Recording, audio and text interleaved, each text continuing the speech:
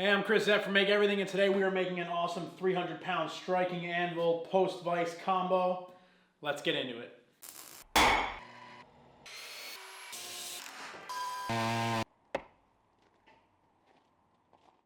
Alright, so this project consists of a couple of key components. I've got a 6-inch post vise, some 1-inch by 12-inch mild steel, and some 2-inch thick mild steel. And I'm going to start by just prepping a little bit of the edge of this plate. I bought all this 1 by 12 steel on Craigslist from a scrap guy, and these were actually the base of a huge printing press in New York City. And I bought about 60 feet of it and been kind of looking for projects to use it on. So I'm just sort of prepping everything and checking some dimensions. All right, so I did some layout. We've got 2-inch mild steel plate. We've got 1-inch mild steel plate. This is 1 by 12. This piece of 2-inch is 8 by 18. So it'll be a nice big surface. I'm gonna put a hardy hole in it, but my air compressor is acting up, so I feel like I might as well cut this now.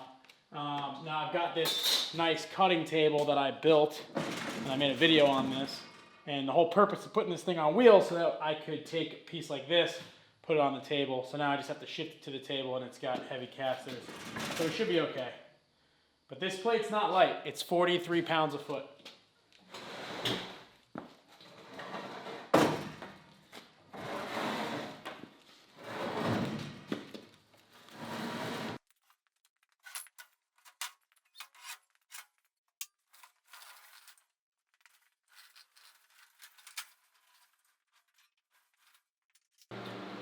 Alright, so this is what I'm going to use to cut up this plate. Now this is a Lincoln Tomahawk 1000. It's a high-powered plasma cutter that they make, and this thing will actually pierce 1.25-inch steel and easily cut through the 1-inch plate that we're using. And one of the big things with using a plasma cutter in any shop is you've got a lot of smoke and a lot of sparks that are coming off of it. So I'm going to use my plasma cutting table that I made in a past video that'll keep the sparks contained. And then for the smoke, I'm going to use this Lincoln Mini Flex, which is a Fume extractor. I use it a lot for TIG welding and any plasma cutting just to keep the smoke managed. This thing's going to eat up the smoke, keep my shop from getting smoky, and protect my lungs. So let's cut this steel up. So as a cutting guide, when I'm using my plasma torch, I just put a little bit of 1/8-inch aluminum flat stock. I clamp it on with some little mini C-clamps, and I've got these little roller wheels on that torch head just so that it makes it roll a little bit easier. Now, when you're cutting the 1-inch plate with this plasma torch, you've got to move pretty slowly. So having something to guide your hand is really helpful, and being able to move that little fume extractor nozzle as I go just sort of helps keep the smoke from filling the entire shop. So once I cut through that, I also had this little bit of 1/4-inch angle that I'm going to be using somewhere else on the project, so I figured I would cut that as well. You can see how nicely that table that I made captures the sparks, and they really basically all go down into the collector, and then they go down into a bucket that's got water in it. Once I get those cut up, I bring the plates outside, and I start to take some of the mill scale and paint off. The 1 by 12 plate has a bunch of paint on it and rust, so I just sort of took this cupped wire wheel from Pferd and got rid of all that. And then, you know, the mill scale on this heavy plate was really, really tough. I wound up kind of giving up on the mill scale at first and just going to bevel my edges. I used the Pferd Victograin, which is a new structured abrasive from them. It cuts through materials so well. You actually have to kind of take it easy because it's really almost easy to remove too much than you want. And this stuff makes quick work of beveling those sides and actually starts to do a good job of taking the mill scale off. If you've ever worked with thicker plate, you know how tough the mill scale can be once you get kind of into plate over 1 inch thick. So I tried with a cupped wire wheel and wound up going back to one of their Victograin discs on a 7-inch grinder, and it just helped me penetrate that mill scale and get that piece of plate nice and clean and even. I went through just one disc on this using light pressure and was able to get it all done nice. Now for the legs of this, I'm going to use some 1/4-inch thick 2x3 steel tubing, and I like to cut this stuff up on the rack. The 20-foot length of it weighs a ton. I can't move it down by myself, so I just go up onto my table and I use my portaband to cut up the pieces and bring them down one at a time. This is just sort of an easier system than trying to manage a huge piece of plate, and it's a kind of great reason to use a battery-powered portaband like this. I love this thing. It saves me a ton of time and effort.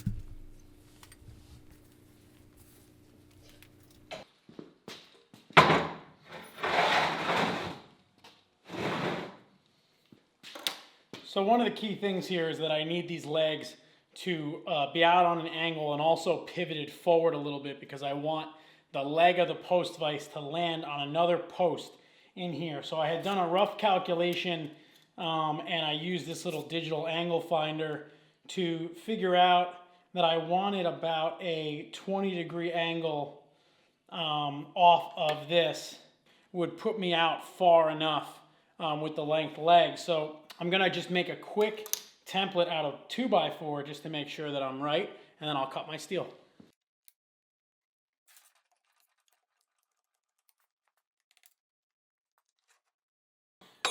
Now this thing can change angles, but I never really trust the little angle gauge on it. So typically if I am doing something kind of precise, I will cut a wood block or a metal block on the bandsaw, and I'll use that to just line up my angle, just kind of press it against here.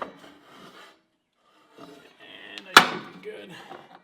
So as you saw in that little note, after I had cut these to the 20-degree angle, I decided to change it to an 8-degree angle, and this, essentially halved the throw and made the whole footprint of the assembly a lot smaller, which will be a little bit better. Once those legs were cut, I actually moved back over to the 2-inch piece of plate, marked out a spot with some Dicom, and started to scribe out the 1-inch square hole that I was going to mill in to make a hardy hole in the striking anvil itself. So I marked 5 points there, the 4 corners and the center, and then I went over to my Bridgeport and I took the second jaw off my Kurt vise so that I would be able to actually rest the plate on top of the movable jaw. And then I set up a system of clamps, and I decided that this would kind of be the most rigid way for me to use this. I could have turned the plate 90 degrees, but I would have had to use some sort of jacks underneath it. And I just kind of liked orienting it in this direction. So I drilled some pilot holes here in those 4 corners, and my whole purpose here was to drill solid pilot holes all the way through, and then drill a 1-inch hole in the center, and then kind of follow it around with a milling bit to make the square. I snapped that drill bit off in the hole and then proceeded to continue with a little more care. This is 2-inch solid steel, so it's not very easy to drill through with a small drill bit like that.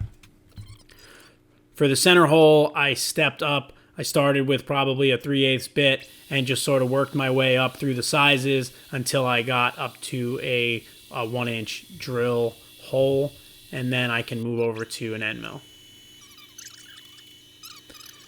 What's critical here is just clearing the chips, using plenty of lubricant, and stepping up through the motions so that you're not putting too much load on any single drill bit. Now, before I can go ahead and get the end mill in, I have to get the broken drill bit out that I snapped. So since I drilled such a large hole, I can actually see the path of the original drill bit that broke, and I can get in there with some picks and some chisels to get it out. Now, if you didn't have a big hole in the center, it would be very difficult to get that drill bit out. You could try and locate it from the backside and try to drill until you hit it. The problem is when you hit a drill bit with another drill bit, chances are one of them is going to fail. So I was lucky that the way that I drilled my hole, you could see that path pretty clearly, and I was able to knock it out with a chisel. Now back over on the milling machine, I grabbed a 1/4-inch carbide end mill, and I started to take some paths around the perimeter of this 1-inch hole. I noticed that my clamp wasn't enough, so I put a piece of 1/4-inch bar across it and used a pretty much like a hold down setup with some threaded rod, and that made everything super sturdy, and I was able to continue moving. It's amazing how much load gets put on a piece of steel when you're milling it. Even when you think something's tight, it can still have a tendency to move around. So using a carbide end mill, just sort of running around this and trying to make sure that I don't go over my limits, taking a lot of passes, but eventually coming up with a really nice, clean 1-inch hole. That was exactly what I was looking for. I laid it out on top of the 1-inch plate and then just took a Sharpie, marked down into the 1-inch plate, and then I can go back over to the plasma cutter and I can pierce out this square hole just so that my hole goes all the way through. Now, piercing through 1-inch plate with a plasma torch is difficult, so I had to kind of take 2 little tries at it to get that hole. Once the hole is pierced, though, the torch makes quick work of it, and I'm able to just walk around that square and knock it out. Now, plasma torches can cut on a bit of a bevel, so I tried to knock it out from the bottom and actually wound up having to knock it out from the other side. I used my chisel to get rid of some of that slag, and overall it worked out exactly how I wanted it to. It's a little bit oversized so that I don't have to worry about any of my hardy tools hitting it. Now I can go ahead and start to prep the mounting bracket for the post vise itself. So I use the plasma torch again, and what I like about this little plasma table is that I can take out those slats so that I'm not constantly cutting into it. And I used my little piece of aluminum as a guide and cut a little bit of this angle plate, and I can snap that off and keep working on it. I wanted to cut some bevels in it that would just sort of look nice and clean and just try to give it a little bit of a more design aesthetic instead of just utilitarian. Cutting these little bevels in there gave it a little bit more appeal.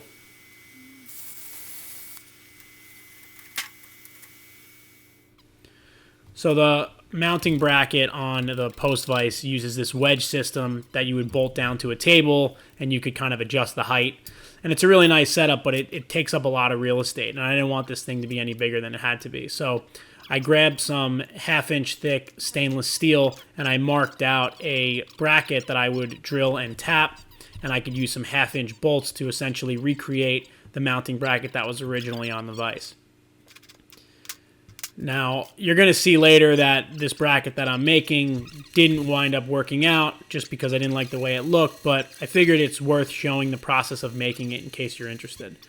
So I'm drilling this out to tap it with a 1/2-13 tap. And, you know, with working with stainless, it's considerably more difficult than working with mild steel. But the tapping head that I used with the 1/2-inch 13 tap still made quick work of tapping these. This is a Tapmatic 50X. If you do any sort of tapping, if you watch any of my videos, you see me use these all the time. You can see how quickly I'm able to just buzz a 1/2-13 tap through this solid 1/2-inch stainless, and that's really impressive. Doing that by hand would have been a real nightmare.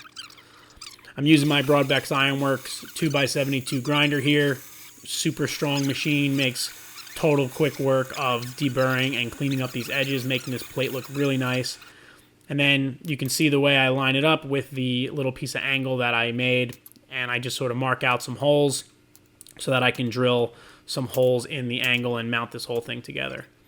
I drilled oversized holes in this for the 1/2-inch hardware, just so that I knew I would have some clearance. I wanted to be able to move this around if I needed to, just in case things, you know, didn't line up properly or if the vise was a little bit out of square. So I drilled a 5/8-inch hole here. Now back over with all that work done, I can start to lay out my legs. You can see how shallow that angle is now when I revised it to 8 degrees versus the 20. And I just do a little bit of layout with my speed square so that I can make sure that the 2 legs on the front wind up in the same spot. Now it's important to make this thing a tripod because I always wanted to sit level on the floor. I never wanted to rock. If I had done it with 4 legs, especially in my shop, the floor is super uneven. It would have a great potential to rock. Now for the welding on this project, I'm going to be using this 360 MP from Lincoln Electric, and I'm going to be using the Lincoln Outer Shield, which is a flux core wire with the C25 gas. This is going to be a really strong penetrating weld, and it's really going to help with this 1-inch plate. This is a newer machine from Lincoln. This does MIG, TIG, and stick. It'll do pulse MIG and pulse TIG. It's a super versatile machine for a shop, and I'm going to put some information and some links down below. You should definitely check it out. Before I go and start welding into the 1-inch plate, I just bevel the edges again with a Victograin disc, and I use this Lincoln adjustable angle clamp to make sure everything stays nice and sturdy in place. I can tack everything in before I go in and fully weld it. Now, using Outer Shield is something that not a lot of people are familiar with. This is a flux core wire that you would see in a gasless machine, but it's also using the C25, typical MIG welding gas. And this just creates a really strong and penetrating weld. It's very, very smooth. It does develop slag on it like you're welding with a stick welder that you'll chip off. But when you're welding into heavier plate, it actually ups the capacity of your machine and allows you to weld thicker material with ease. Now with those pieces tacked on, I wanted to cut and tack on the crossbar. So you saw how I just marked it out with a Sharpie, and I'm just sort of cutting based on those Sharpie marks with this saw. I don't know what the angles were on this. I didn't actually go and measure them, but I figured, you know, using it kind of live like that, cutting and fitting it, you can see how it fit really nicely in there, and I tacked it into place. Now I'm doing everything tight to the table because I'm going to add feet to this whole assembly. So I don't have to worry about this crossbar interfering with the way this sits on the ground, because there's going to be 3/8 inch thick feet underneath it. Now once everything was tacked, I was able to go in and weld it. And there's something very different about welding with an outer shield wire. It just lays on super smooth. It's like glass. It's really a pleasure when you're used to working with MIG. It doesn't spark up as much, and when you pop off the slag, the welds look really great. And it's a really good setup for using thicker material like this. You can see I'm using my Mini Flex again. The outer shield does produce a bit more smoke, kind of like a flux core weld does. So you want to make sure that you're managing your smoke and you're not breathing all that stuff in. So having air move and, you know, making sure that you're using a fume extractor is important.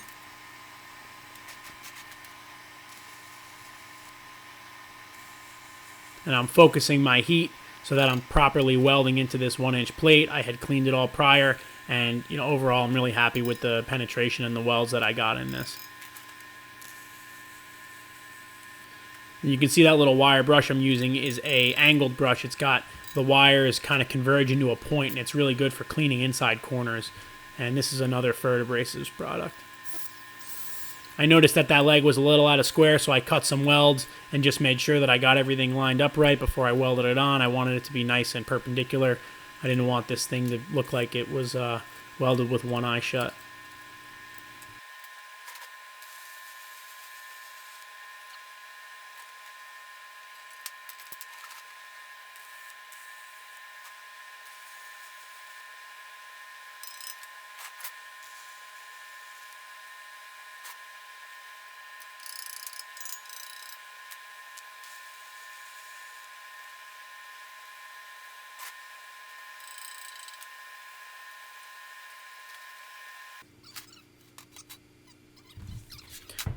Now there's one other leg component I wanted to put in, which was a spreader that would go from the back third leg into that crossbar. I decided to turn this on its side, give me a little more surface area there. And I'm going to be mounting the mounting block for the bottom of the post vise on this, so having it sideways kind of looked good, and I've considered maybe putting a shelf down there as well in the future.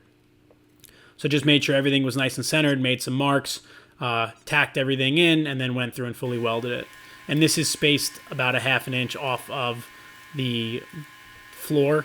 Actually, no, it's spaced 1 inch off the floor because this is 2x3 tubing and I'm level with the top. So the 2x3 tubing that I used on this is super robust. It's really heavy, and I think it's going to make this whole thing just that much stronger. By the time I'm done, this whole assembly weighs over 300 pounds. So even just without the 2-inch plate, it was already starting to gain some mass. Now before I weld the 2-inch plate to the top, I want to mount the vise mount to the actual 1-inch plate. So I marked out a couple of spots with a Sharpie, and then went through and refined those measurements with a tape measure and a pencil.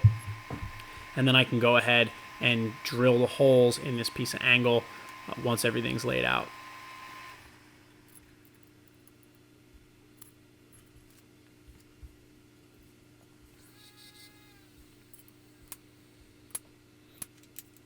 Again, since I'm going to be using 1/2-inch hardware on all of this, I want to oversize these holes. I decided to just go straight with a 5/8 inch drill bit. And if you watch my last video, I just recently got an Ironworker, but when I did this project, the Ironworker wasn't set up yet. It would have been really convenient to have it because I could have punched all these holes and I would have saved myself a ton of time versus drilling. But overall, this is just some cheap Silver and Demming drill bits that I got on Amazon, and they work incredibly well. I'll leave a link to the set in the description. Now with all those holes drilled, I can do a little bit of layout here. I just marked everything out with a Sharpie again, and then I went through and did a center punch so that I'd be ready to drill these other holes using my mag drill. This is an Evolution mag drill, and I'm going to be using a 5/8 inch annular cutter, also from Evolution. If you're not familiar with mag drills, it's a essentially a portable drill press that uses an electromagnet to stick to steel material or anything that is magnetic, and then you can drill on site and move your drill to the work instead of moving your work to the drill. You can imagine I never would have been able to get this piece onto any sort of drill press, and drilling a 5/8 inch hole with a hand drill would have taken me a long time. So using an annular cutter, which is essentially a small hole saw with carbide teeth, and the mag drill, I was able to drill these 3 holes in relatively short amount of time. The only thing that can be a little inconvenient about using a mag drill is the electromagnet does attract a lot of chips, so you have to constantly clean up and make sure that nothing gets stuck underneath it. Checking that 1/2 inch hardware, and it looks good. I have a little bit of clearance so that there's some room for me to kind of move the post vise around if I have to make any adjustments. Now with all the mounting hardware on there, I'm able to verify the length of the leg so that I can cut the leg of the post vise. And I know there are going to be comments about, the travesty of me cutting this post vise. Post vices like this are relatively rare, but you can get them. And I did keep the leg, where I guess if I ever really wanted to put this thing back into full service, I could bevel and weld that thing back together. But I got this vise from my friend Chris Cash. You should check him out on Instagram and on YouTube. I'll put some links to his information down in the description. Mount Phillip Metalworks. He hooked me up with this thing, and when I asked him if it was a big deal for me to cut it, he said, nope, cut it and make it work. So I use his blessing.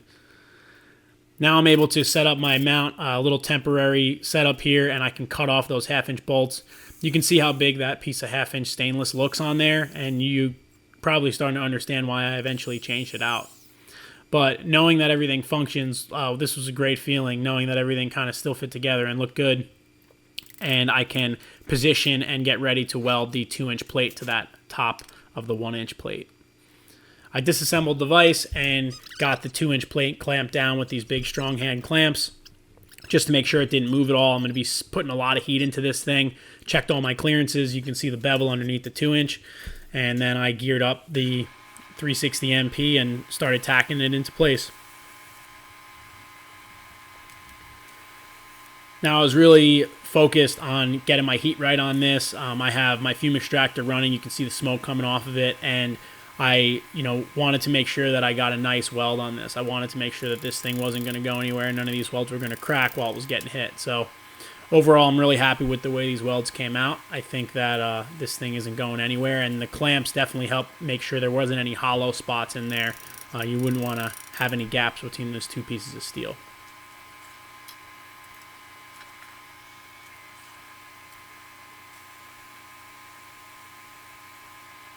The amount of heat that went into this piece was tremendous. It stayed hot for a couple of hours. I was surprised how long it took for it to cool, but that just helps me know that these welds are really going to stick.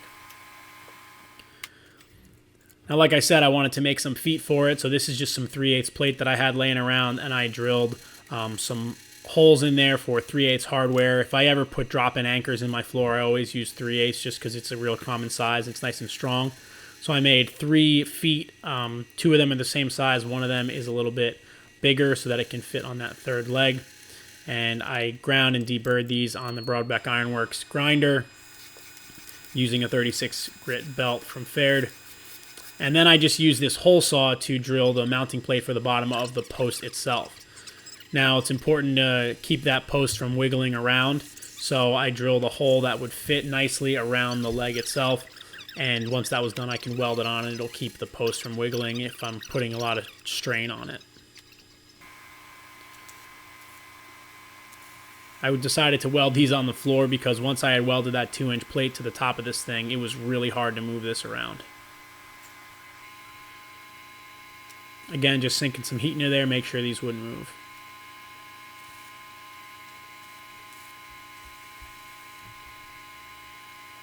And I had to grind the weld on top so that I could put that little plate for the leg in the right spot without it getting affected by the old weld.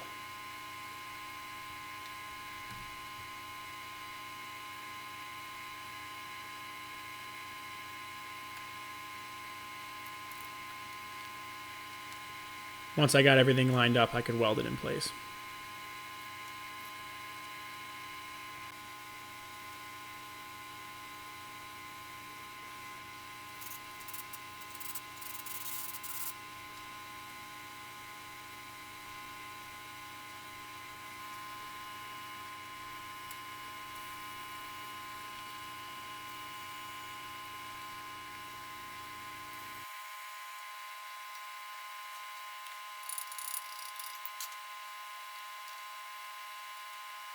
So while I was thinking about building this, I was thinking about how I could put wheels on it, and these are actually broken casters that were on a heavy machine, and while I was moving it, the bearing pivot sheared off, and I think they might be perfect. They're just going to require a little bit of modification to get them on there, but we're going to test fit them first. So originally I thought I could actually just use the chrome plated mounts that the wheels had before they broke.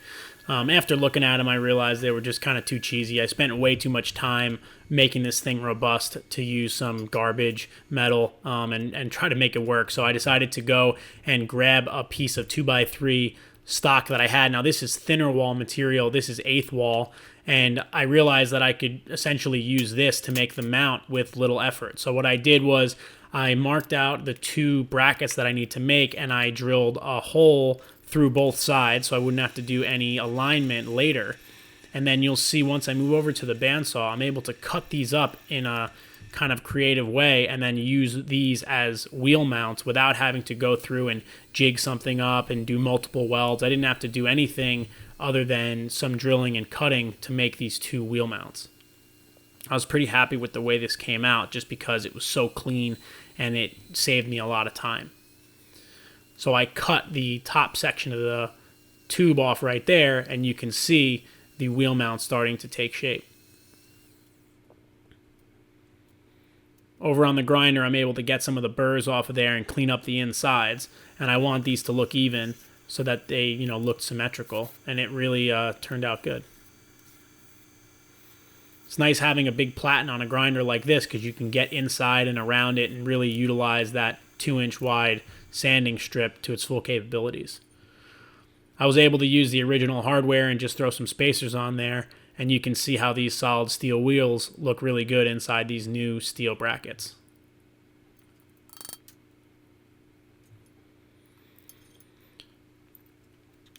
Now I space them off the floor by about a 1/16 of an inch because, again, I don't want the wheels to affect the way the vise stands on the ground. If they were touching the floor and the floor had a high spot, they might make it rock. So since there's a little bit of gap, they're still close enough that they're easy to roll, but far enough away that they're not going to affect the way it sits. Once I had them tacked on, I was able to go through and weld them in fully.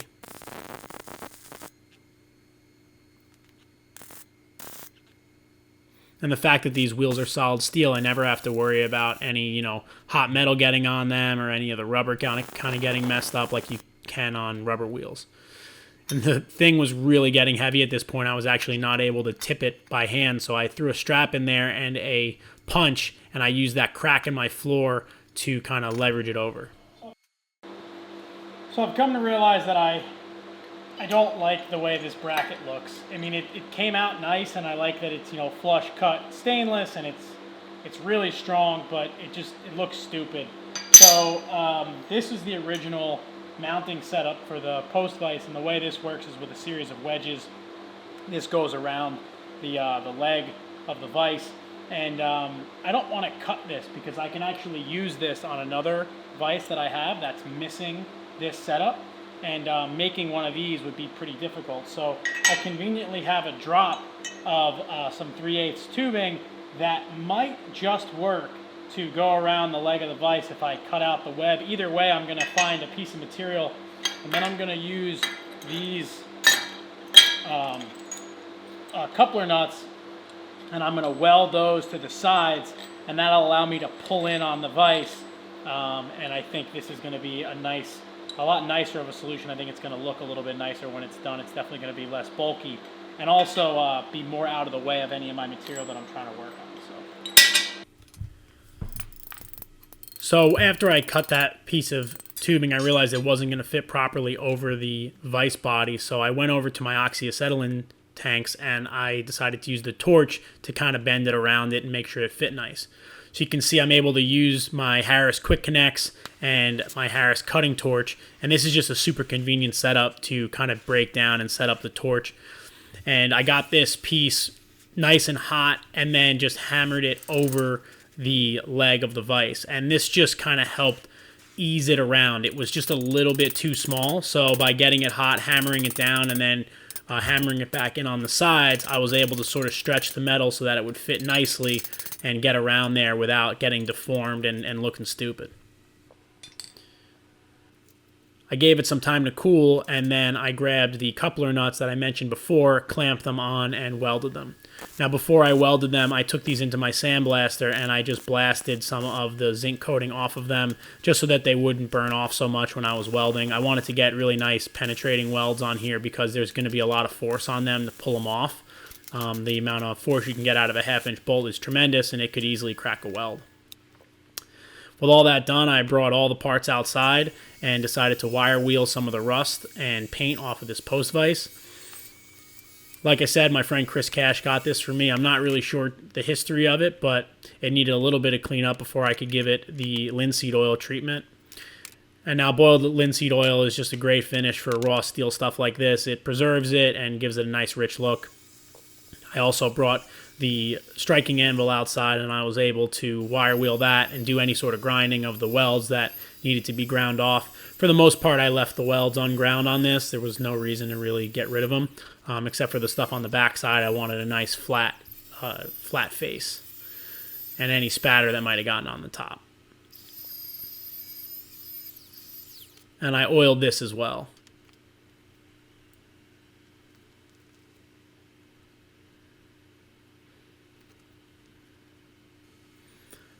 Once the oil had kind of set up, I decided to do my assembly. So I used the 1/2-inch hardware to get the angle plate in, tighten everything down, and then I can give the new mounting bracket a try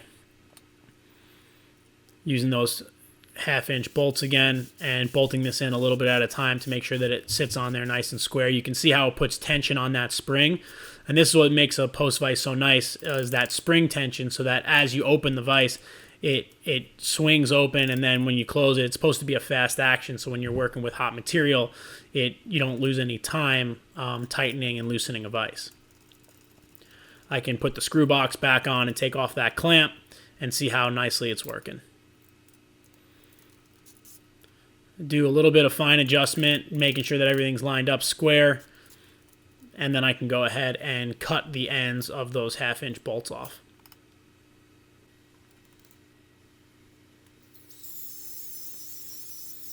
Now this bracket just looks a lot nicer than the original stainless one I made, and I'll hold on to that piece of stainless and try to find some way to use it.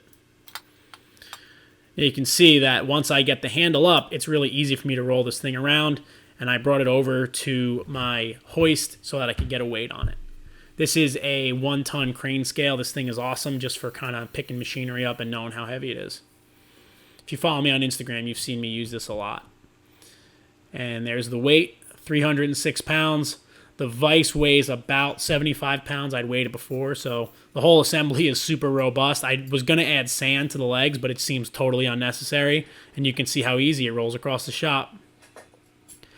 I'm super happy with how this thing came out. It's exactly what I wanted, and I can't wait to get using it. It's going to be so helpful. I've already used it a bunch, trying to just straightening and moving things around the shop, you know, grabbing stuff in that vise and banging things on that piece of steel. I don't have to worry about messing up one of my nice anvils.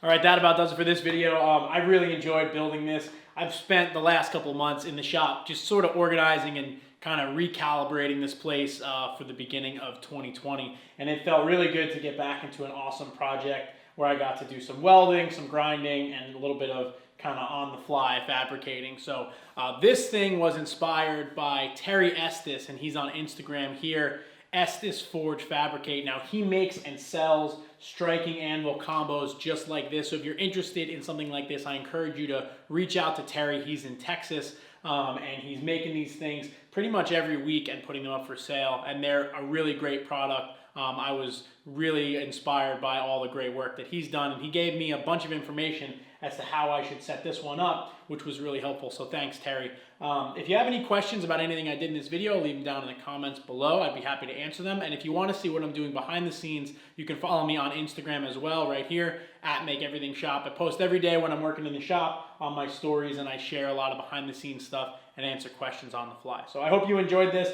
I can't wait to get using it. Got a bunch of blacksmithing projects coming up, and I hope you'll be there to watch them. So thanks again. I'm Chris F from Make Everything, and I'll see you on the next video.